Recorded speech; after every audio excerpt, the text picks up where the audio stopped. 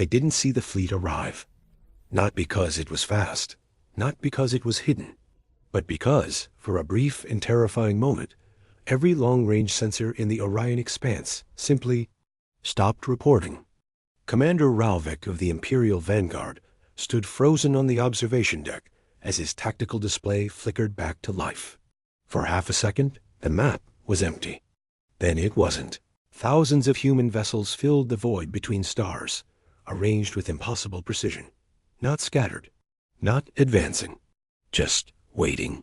The Empire had spent decades cataloging humanity.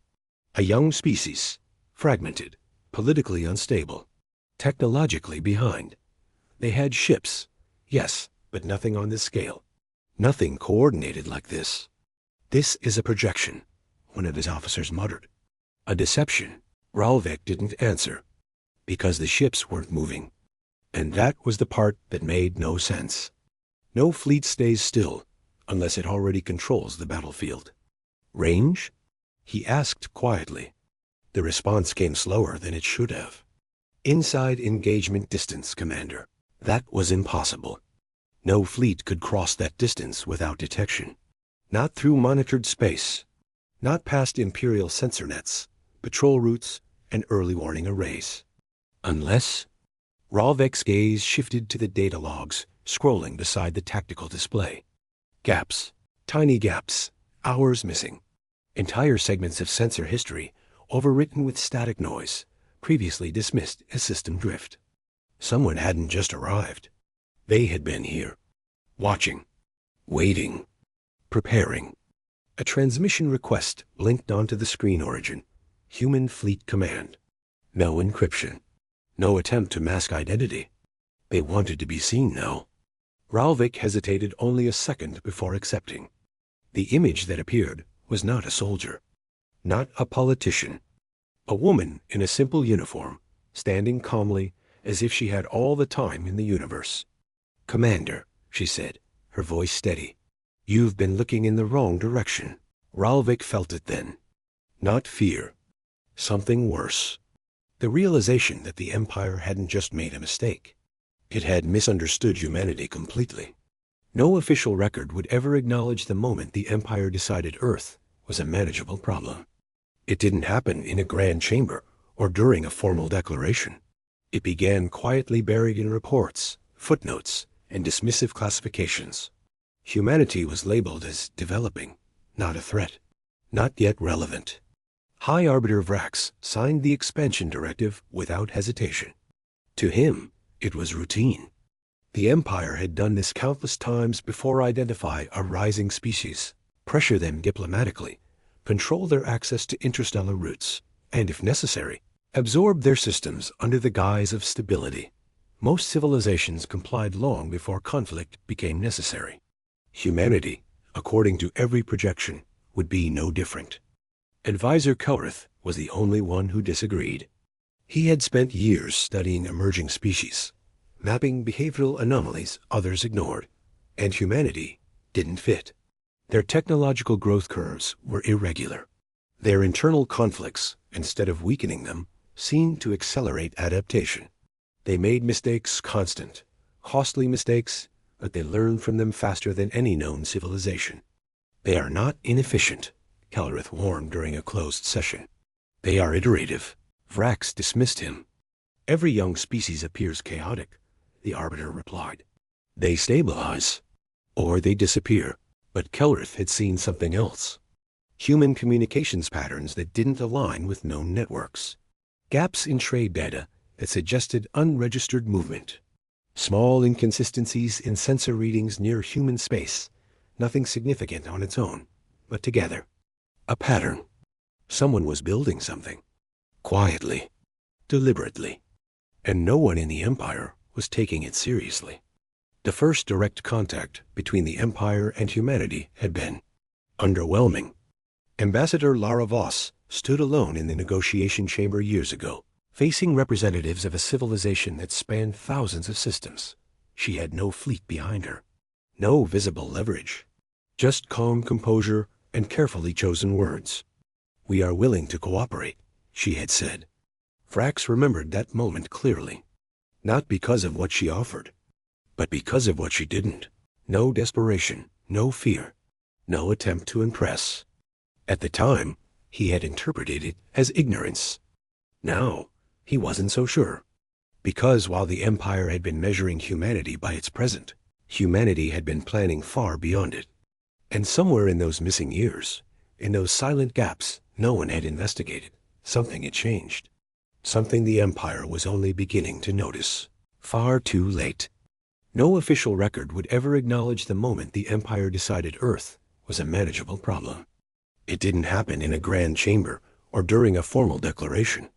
It began quietly buried in reports, footnotes, and dismissive classifications. Humanity was labeled as developing, not a threat, not yet relevant. High Arbiter Vrax signed the expansion directive without hesitation. To him, it was routine. The Empire had done this countless times before. Identify a rising species, pressure them diplomatically, control their access to interstellar routes, and if necessary, absorb their systems under the guise of stability. Most civilizations complied long before conflict became necessary. Humanity, according to every projection, would be no different. Advisor Kelrith was the only one who disagreed.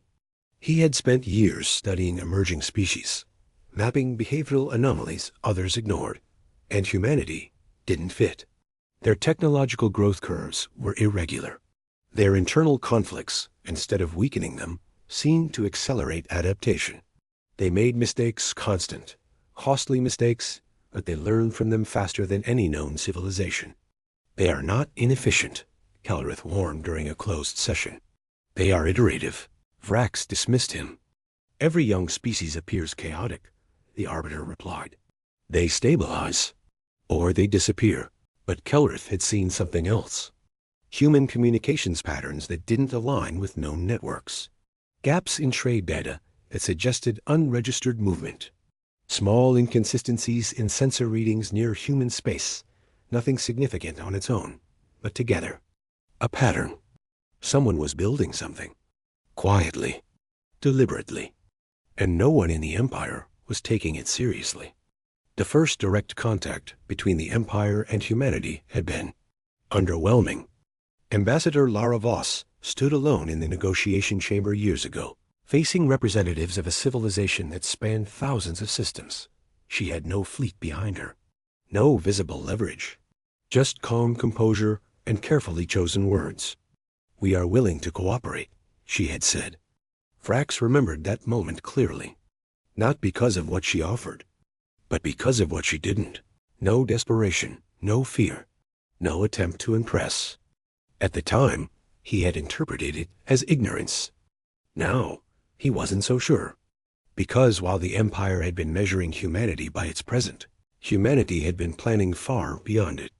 And somewhere in those missing years, in those silent gaps no one had investigated, something had changed. Something the Empire was only beginning to notice. Far too late. By the time the Empire acknowledged the pattern, it was already too late to contain it. 3 outposts had vanished, then 5, then 12. Each disappearance followed the same signature brief distortion. Total silence, no trace left behind. Entire stations erased without a single distress call. No wreckage drifting through space, no energy spikes to analyze. Just absence. Imperial Command escalated the situation, deploying reconnaissance fleets along the suspected trajectory. What they found made even the most experienced commanders hesitate. Nothing. Empty space. But the logs told a different story. Every ship that entered those regions recorded the same anomaly, a fleeting interference, a ripple across their sensors that couldn't be locked onto or tracked. It passed through them like a shadow, leaving systems intact, but unsettled. Crew members began reporting something harder to quantify. Delays. Not in time itself, but in perception. Instruments responding a fraction of a second too late. Visual feeds lagging just enough to be noticed. Conversations repeating the last word before continuing, as if reality itself was stuttering. The Empire scientists called it a localized distortion field. Dr. Maya Chun called it something else. Mapping. Her report never reached Imperial archives. Because it wasn't meant for them. Years earlier, long before the Empire had turned its full attention toward humanity, Chun had already identified the weakness. Not in their weapons, not in their fleets, but in their assumptions. Alien civilizations relied on certainty, on predictable systems, stable networks, controlled expansion. Their strength came from order. Humanity had never had that luxury. Every system humans built had to survive failure. Every network had to adapt to disruption. Every strategy accounted for the possibility that something somewhere would go wrong. So they designed for it. Chun's project began as a theoretical model, an attempt to understand how information could move through space without relying on traditional detection systems. It wasn't faster than light travel. It was something quieter, a way to pass through monitored space without being seen as movement at all. The first successful test didn't involve a ship. It involved a signal, a fragment of data that appeared on the other side of a controlled zone without triggering a single sensor. From there, the scale grew. Signals became probes. Probes became platforms. Platforms became fleets. Not built in one place, not launched all at once, but assembled piece by piece in the blind spots no one believed mattered. By the time the Empire began noticing missing outposts, humanity had already finished mapping their entire sensor network. And more importantly, they had learned how to exist inside it without being detected. Back in the present, as Imperial fleets struggled to define an enemy they couldn't see, one realization began to spread quietly through the highest levels of command. The distortions weren't attacks. They were footsteps. And whatever was moving through their territory was no longer hiding. The Empire didn't declare war. It didn't need to. When a civilization reached a certain level of dominance, conflict wasn't announced, it was executed. The order came quietly. A frontier human colony, designated Epsilon 9, would be stabilized. No public statement. No negotiation. Just a fleet. Admiral Soreth commanded the operation. A veteran of dozens of system acquisitions, he had never faced meaningful resistance. Most species collapsed under the mere presence of Imperial power. Humanity, according to every briefing, would be no different. His fleet exited hyperspace at the edge of the Epsilon 9 system in perfect formation, hundreds of warships, their weapons primed, their objectives clear. Secure orbit. Disable communications. Force compliance. Standard procedure. But the moment they arrived, something felt wrong. There were no defense platforms, no patrol ships, no signs of preparation. The colony below continued its routine operations as if nothing had happened. Cities glowed calmly against the planet's surface.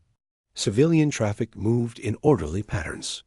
Even orbital infrastructure showed no signs of emergency protocols. "They haven't detected us?" one officer asked. Soreth narrowed his eyes. "That's not possible. The Empire didn't arrive unnoticed. Ever. Scan for hidden defenses," he ordered. The results came back quickly. Nothing. No weapons. No shield arrays. No military presence at all. It was as if the colony had simply accepted its fate. Soreth opened a direct transmission to the surface. "This system is now under Imperial authority. Power down all networks and prepare for integration." There was a brief pause. Then a response. Not from a governor. Not from a military commander. A civilian. A woman standing in what appeared to be a control hub, surrounded by softly glowing interfaces. She looked calm. Too calm. "Admiral," she said, her voice steady. "We've been expecting you." Soreth felt a flicker of irritation. "You are in no position to." "You should leave," she interrupted gently. Silence spread across the bridge. Soreth's expression hardened. "You misunderstand your situation." "No," she replied. "You misunderstand yours." For a moment, nothing happened. Then one of the officers spoke, his voice tight. "Admiral, we're detecting signal interference across the fleet." Another followed. Navigation systems desynchronizing. Weapons control lagging. Soreth turned sharply toward the displays. It wasn't a full systems failure. Not yet. Just small inconsistencies. Tiny delays. The same kind reported near the missing outposts. His mind connected the pattern instantly. And for the first time since entering the system, he hesitated. Down on the planet, the woman watched the sky, where hundreds of Imperial ships hung motionless above her world. "They're early," she murmured softly. Then she activated something on her console. Not a weapon. Not a defense system. Something much worse. And across the fleet, the distortions began to spread. At first, the Empire thought it was a malfunction. That assumption lasted exactly 12 seconds. Admiral Soreth watched as his fleet began to drift, not physically, but functionally. Ships held formation, engines stable, power levels unchanged. But nothing responded the way it should. Commands executed. Late. Targeting systems locked. Then slipped.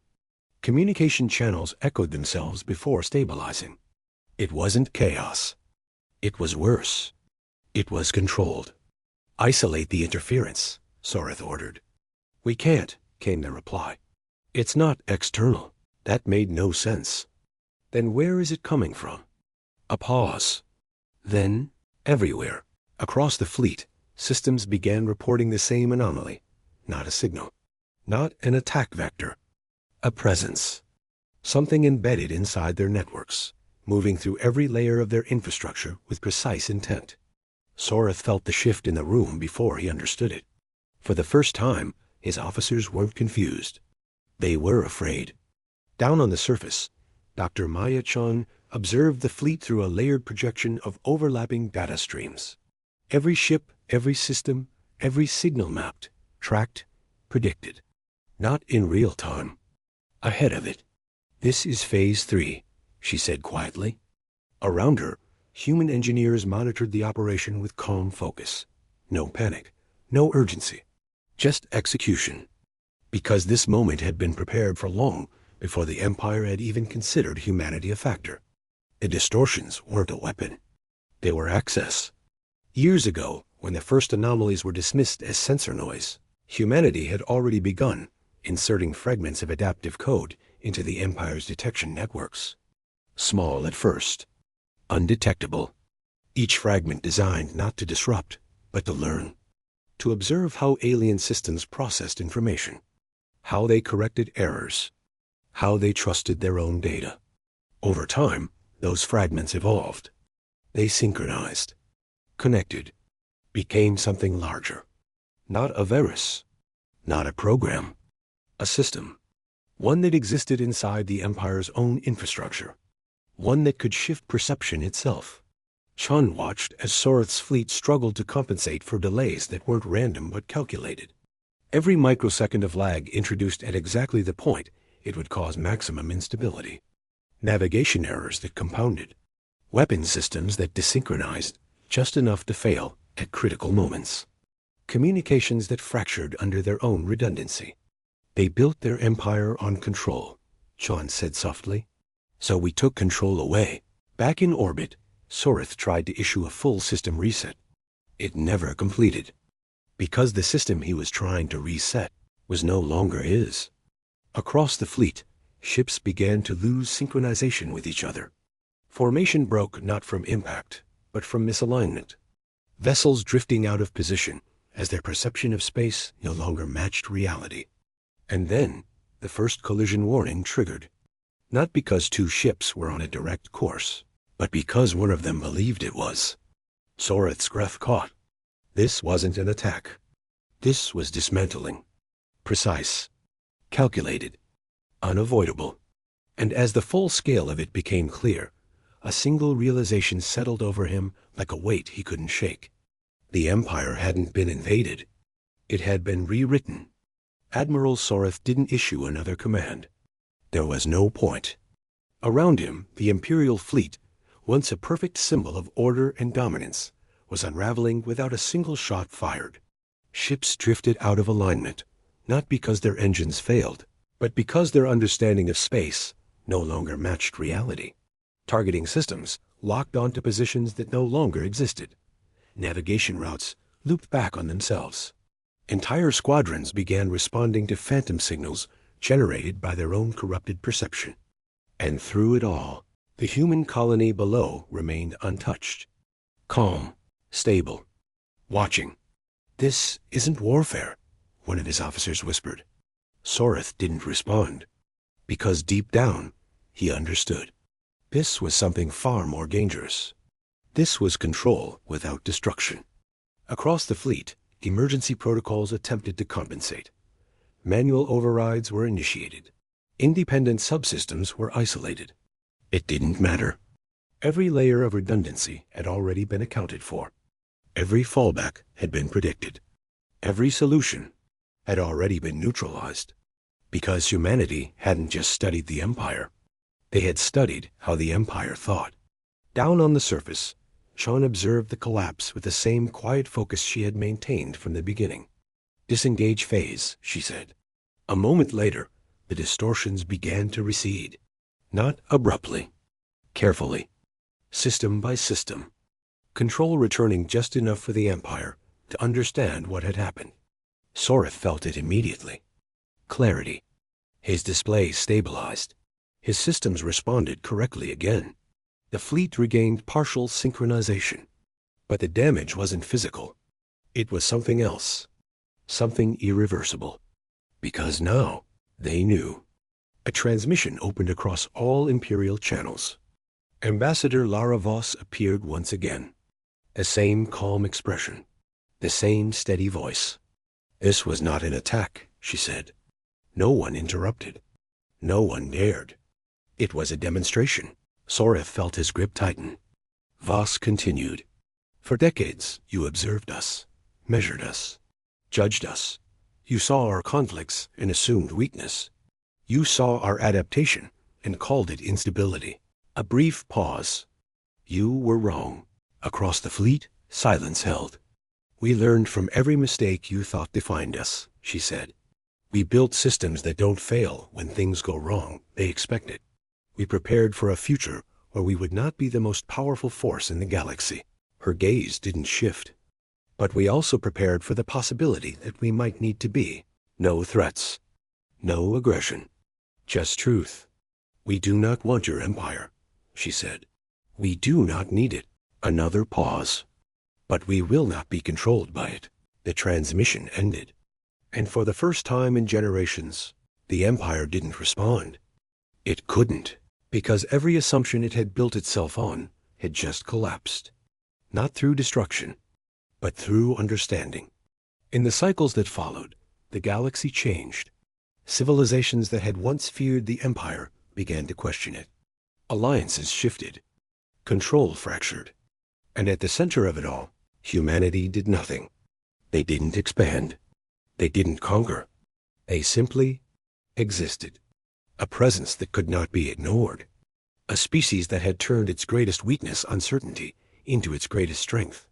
Where others relied on perfection, humans built for failure. Where others sought control, humans mastered adaptation. And when the moment came, they didn't need to destroy their enemy. They only needed to show them the truth. That power wasn't in domination. It was in understanding. And that humanity was far more dangerous than anyone had ever imagined.